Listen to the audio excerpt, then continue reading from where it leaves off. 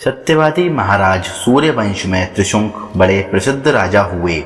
उनके पुत्र हुए महाराजा हरिश्चंद्र।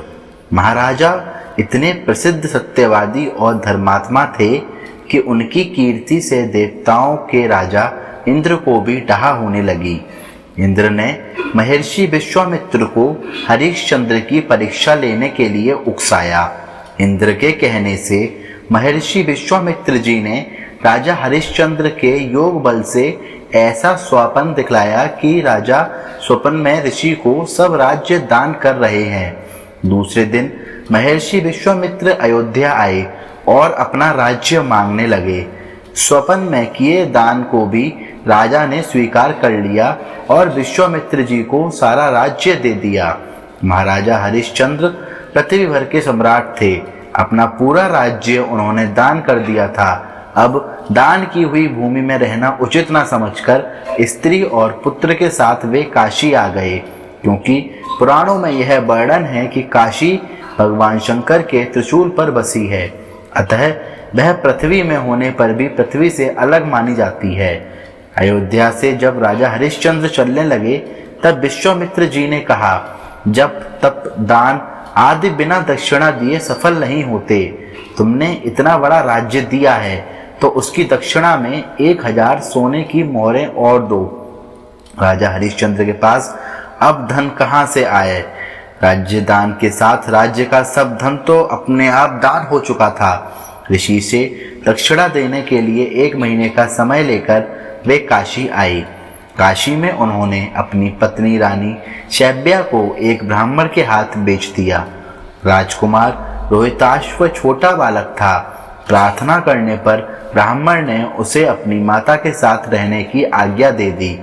स्वयं अपने को राजा हरिश्चंद्र ने एक चांडाल के हाथ बेच दिया और इस प्रकार ऋषि विश्वामित्र को 1000 मोहरें दक्षिणा में दी। महारानी शैब्या अब ब्राह्मण के घर में दासी का काम करने लगी। चांडाल के सेवक होकर राजा हरिश्चंद्र शमशान घाट की चौकीदारी करने लगे। वहां जो मुर्दे जलाने को लाए जाते उनसे कर लेकर तब उन्हें जलाने देने का काम चांडाल ने उन्हें सौंपा था। एक दिन राजकुमार रोहिताश्व ब्राह्मण की पूजा के लिए फूल चुन रहा था कि उसे सांप ने काट लिया। सांप का विष झटपट फैल गया और रोहिताश्व मरकर भूमि पर गिर पड़ा। उसकी माता महारानी शैब्या को ना कोई धीरज बांधने वाला था और ना ही उनके पुत्र की देह तक को शमशान तक पहुंचाने वाला था। वे रोती बिलखती पुत्र की देह को हाथों पर उठाए अकेली रात में शमशान पहुंची। वे पुत्र की देह को जलाने जा रही थी कि हरिश्चंद्र वहां आ गए और मरघट का कर मांगने लगे। बेचारी रानी के पास तो पुत्र की देह ढकने तक को कफन तक नहीं था। उन्होंने राजा को स्वर से पहचान लिया और गिड़गिड़ाकर कहने लगी, महाराज, यह तो आपका ही पुत्र मरा पड़ा है। मेरे पास कर देने को कुछ नहीं है। राजा हरिश्चंद्र को बहुत दुख हुआ, किंतु वे अपने धर्म पर स्थित बने रहे। उन्होंने कहा, रानी, मैं यहाँ चांडाल का सेवक हूँ। मेरे स्वामी ने मुझसे कहा है कि बिना कर दिए कोई यहाँ मुर्दा न जला पावे। मैं अपने धर्म को नहीं छोड़ सकता। तुम मुझे कुछ देकर तब पुत्र की देह जलाओ। रानी फूट फूट कर रोने लगी और बोली, मेरे पास तो यही एक साड़ी है जिसे मैं पहनी हूँ। आप इसी में से आधा ले लो। जैसे ही रानी अपनी साड़ी फाड़ने चली, वैसे ही वहाँ भगवान नारायण, इंद्र, धर्मराज आदि देवता और महर्षि विश्वामित्र प्रकट हो गए।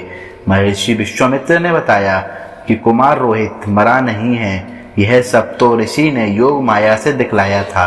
राजा हरिश्चंद्र को खरीदने वाले चांडाल के रूप में साक्षात धर्मराज थे। सत्य साक्षात नारायण का स्वरूप है। सत्य के प्रभाव से राजा हरिश्चंद्र महारानी शैब्या के साथ भगवान के धाम को चले गए। महर्षि विश्वामित्र ने राजकुमार को अयोध्या का राजा बना